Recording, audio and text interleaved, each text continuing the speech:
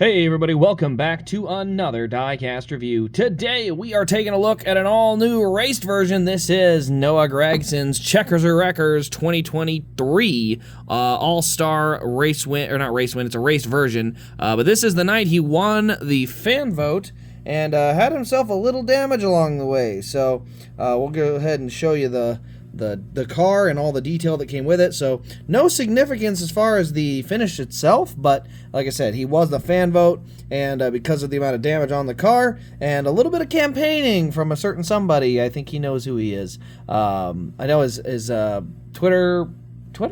I think it's his Twitter handle. It's Avery.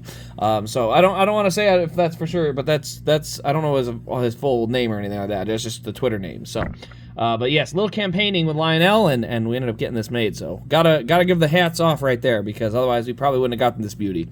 But let's go ahead. Start here with our box. So we have our standard Elite box. This comes in standard and ARC. We've got the standard finish Elite on here. Flip it around, you'll see one of 154 for the North Wilkesboro Checkers and Wreckers Elite. Now that's all there is. There's no card, there's no stats, there's no nothing like that to show. So we'll go ahead and just go right into the car. So the car had some fun and interesting damage. It's our number 42 Sunseeker car from last year. We do have Noah Gragson up there on the top. You also can see here, there you kind of can see it. We got the Legacy Motor Club gold logo there, and then I'm not sure what this other logo is. I'm trying to see.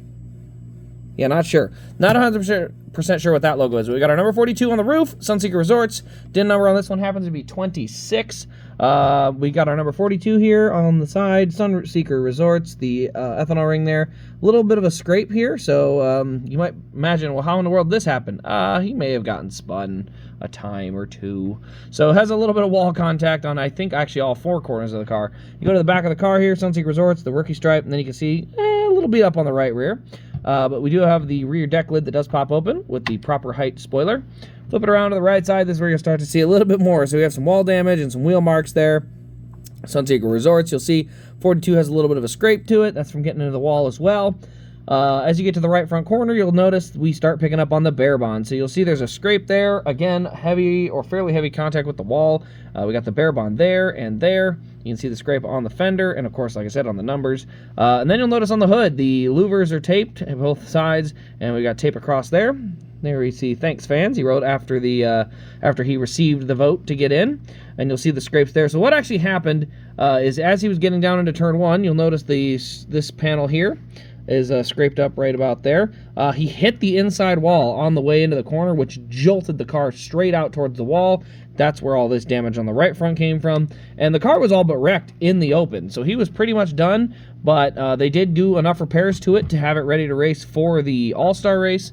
And that's why we get a car with a bunch of bare bond. And it's actually bare bond and then tape around the bare bond to make it all stick. But yeah, a little bit of a rookie mistake getting into the corner at North Wilkesboro is what cost this car its damage.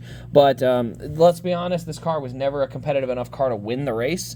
So at least it was cool to get a raced version that's a little bit beat up, if you know, over nothing. So yeah, it's definitely one of those that I think has some pretty neat story behind it for sure, especially with the fan vote going that way. But that's pretty much all there is to show on this car. Like I said, there is the detail. This one's an Elite, so you have the suspension, the posable wheels, which they both have, and the front suspension as well. So those details are special, but other than that, it is pretty much the same all the way around. It does at least have the Sunoco Rookie of the Year contender there. But other than that, it really is a very basic, standard raced version. So not quite as raced up as his other one, but we do have at least a decent amount of bare bond damage on the nose of the car. So that at least makes it look a little bit cooler. So anyway, though, that will pretty much wrap up this review. Let me know your guys' thoughts in the comments below. Also, turn on the bell and subscribe for more NASCAR Diecast content. One more thing we've added to all new Diecast reviews is an all-new test that we finish off our videos with, which is, does it pass the light box test? And you might be thinking, well, what in the world is a light box? Well, the light box is this little device right over here. And what we're going to do, this is a display box available on Amazon. But I am going to use this to determine if it's a good car for a display box, because there's a lot of cars that look really good, but don't necessarily look better under the lights. So we put this one in here.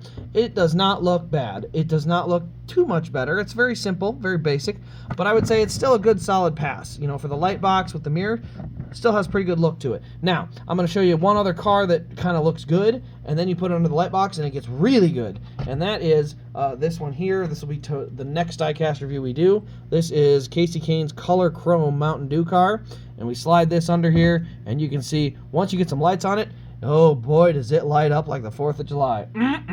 That looks good.